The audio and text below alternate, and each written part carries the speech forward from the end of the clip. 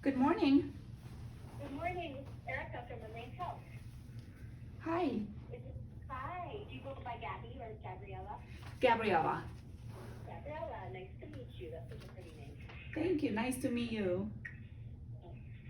Well, it's never good news when you're told you need a knee replacement. After 15 years of that, I know of doing I know that is true. No, it's been coming though. I've been told that several years ago, and I keep postponing it, but it's getting worse. And it's both knees actually. Okay, both knees. And you're only 58, which probably is partly why you wanted to put it off. Correct. Yeah. What So is what's the what is the life expectancy these days? I think my headphones were misbehaving. Please say that again. What is the life expectancy these days? Life expectancy, yes. Great question. So, somewhere around 30 years, maybe more. And the reason we can't say is because right around 2000, early 2000, there was an enormous improvement in especially the plastic part that goes between the femur and the tibia. Okay. So the improvement of that plastic part, that was always what had worn out earlier, and that took out the 15 to 20 year lifespan that people were saying before that, and pushed it way out. So we have data for 20 years, maybe a little less, 20 years now. And if you stop time and wear, that line goes out like it will probably go to 30 years, maybe longer. So then it's like, well, what will fail before that? Will the cement fail? Will the positioning matter more? It's an ongoing research project, all of this stuff. And so, but right now, 30 plus years. Okay. So at 58, yeah, 60, 70, 88, that's a lot better. And what we used to tell people is that when you're 65, there's a 95% chance of you only needing the one knee surgery. So at 58, you've got, T minus 7 years, so somewhere in the high 90s, it's likely going to be the only knee. Things happen. 5% of the time things happen. An infection, you fall down and break it, something comes loose. Okay. But that much of the time, we felt confident saying that this will be the only surgery you need, which is encouraging when you're right on the cusp of that time. Like, some surgeons might tell you you're too young still. Okay. Yeah. Can you tell me the history? Can you tell me about your knees and why you landed in this spot so early and what you tried and all that kind of stuff? Well, I have some family history. My dad has had both knees replaced. My grandmother has had her hip replaced. And I also have had a right hip replacement about 4 years ago. Okay. So I feel like it's kind of, I've been dealt the bad genes. Right. Right. Thanks a lot, Grandma and Grandpa. We'll blame it on them. Yeah, totally. So what's happening? It's like there's a lot of grinding. When I go up the stairs, it's like you just hear it, grinding bone on bone. I have had some MRIs in the past, and I was told that I should have surgery. I've tried the hyaluronic, the injections. I've tried everything, and what happens is I travel a lot for work, and I also do a lot of conferences. So after I walk for a long time, then they just kind of blow up, and it's painful. Gotcha. And it's a quality of life. I love to hike and travel and all that, and I have to go lay down in ice or whatever, and I'm tired of it. Yes, ma'am, you're saying all the right stuff, lining up for surgery. It's like when life is all about your needs and not what you want to do, that's the time to do it. You've already been through a joint replacement, although arguably a hip is easier, quote unquote, fit through. Yes. But it's a big deal. You have the surgery and then there's the recovery you have to deal with. But when it's all about your knees and not your life, you're skipping things, you have to sit down or ice. that's the time to do it. Do you take anti-inflammatories? I don't, because I was doing it before, but then I was told that that's what partly caused the hip situation. Oh, Um, interesting. yeah, Okay. You must have some ABM.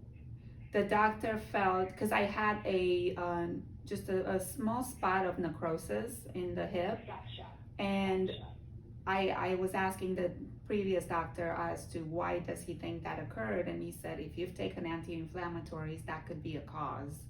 So I have not been taking anything the last few years since I've had the surgery. Gotcha. Okay. And then, it sounds like you're just, have you visited with a couple surgeons yet, or are you just sort of looking for surgeons? I'm just now Have you gotten a few opinions? Okay. no, I have not. I am just now exploring it because I am thinking about doing it right at the beginning of the year, maybe. Got it. Okay. So January of 23 is sort of your aim. Yes.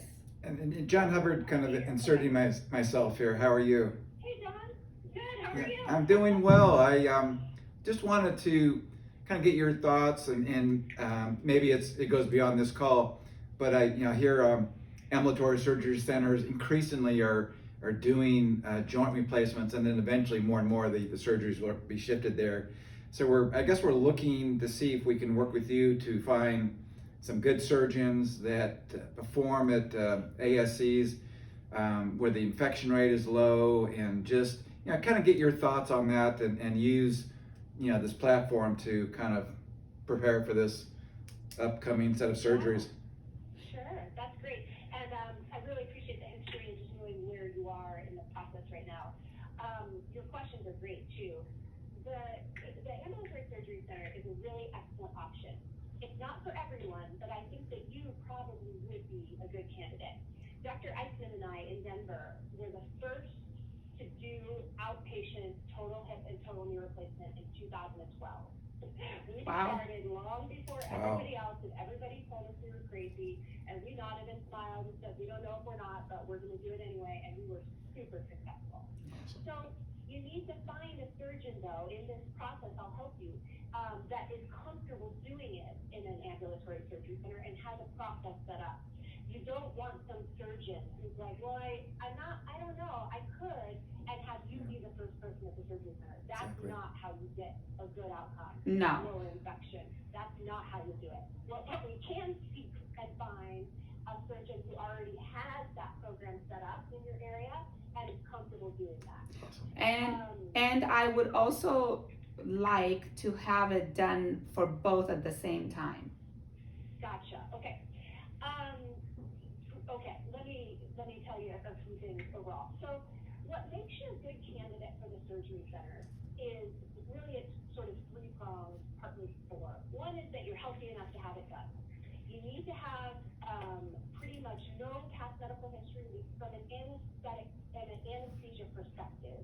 You need to be an ASA 1 or 2, which is no medical problem or very minimal medical problem. Yeah. Do you fall into that category? Are you pretty healthy? Yes. Okay. Do you take any medications or have any diagnoses following you around? I only take Ambien Okay. for sleep, and that's it, and vitamins. And that's it. Yeah. Vitamins. Good. Okay, great. All right, good. Do you have any history of clots? No. Okay. And do you have any history of lung problems, kidney problems, No. heart problems? Okay. No history of a murmur or anything like that? No. Okay. The second thing about the surgery center is that you have to have the right insurance. And I saw somewhere along the way, I think John sent through it, Anthem, Blue Cross Blue Shield. So that's good. If you have Medicare as your primary, you can't have surgery at the surgery center because Medicare and the surgery center cannot find an agreement on the what's it called? ASC. Relationship. Yeah. Like the whole thing, they just won't even contract. They won't even let it happen. Okay. Yeah, but that's not the case. You're not Medicare, so that doesn't check off. And then the third thing is you have to have a helpful family member. We can't send you home to nobody or a roommate that barely knows you. So the Yeah. fact that you've got John And as long as he's okay with it and, get some explanation from the surgery center and the surgeon and stuff, and you guys feel good about it, then going home is a great option. Okay. Yeah, being a former PT, so it helps. Yes, that's going to help us amazingly well. We'll see if Gabriella agrees, but I say. Yes. No, he was great. Because with the hip, I went home the same day. Yeah. What was that, sorry? With the hip surgery, I went home the same day, and then the doctor had somebody show up the next day Sure. at the house for physical therapy for the next 3 weeks. Yeah. Excellent. Okay. So you had it done at the hospital, but you went home the same day. Is that correct? Yes. Okay, got it.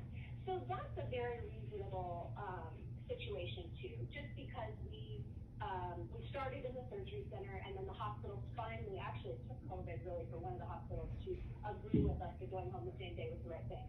But having your surgery done in the hospital and going home the same day is minimally different from the infection perspective and risk perspective. But the cost could be an issue, right? It's very complex. So now having them done at the same time can be an option, depends on the surgeon again. You don't want a surgeon who never does them two on the same day. You want somebody who's comfortable with that. Yeah. So that's one thing in our search. And then I asked you a few questions about your medical history. If you have any lung problems or really kidney problems or clot history, doing both at the same time is risky. The risk is probably almost double for stroke, clot, things like that. So we would need to, doing them both at the same time requires that you're healthy enough and that you find a surgeon that is comfortable with it, and that you need both of them done. It sounds to me like you do. We don't like to tack one on, right? My left one's killing me, my right one's just bothering me, can we do both? No. They're both equal, I cannot decide which one is worse. Correct. Does that make sense? Yeah. So, I always encourage people to get several opinions, especially with a surgery like this. And you're in an area that has options. One of our PAs here, Sanam, actually lives in San Diego, and so I asked her to do some initial research for me, and she came up with a few names, and then I'll dig in a little bit deeper. But would you be open to seeing 2 or 3 surgeons and asking them Absolutely. questions and then comparing? Definitely. I think, that's just a great way to go about it. Not everyone likes to do it that way, but I think if we set you up with a couple different opinions, we'll really find somebody that's correct for you. Definitely. Right. Okay, good. Okay, so do you have anybody that you like to see in your area right now? Is there anybody to start with, or should we just start like you've never seen what go there?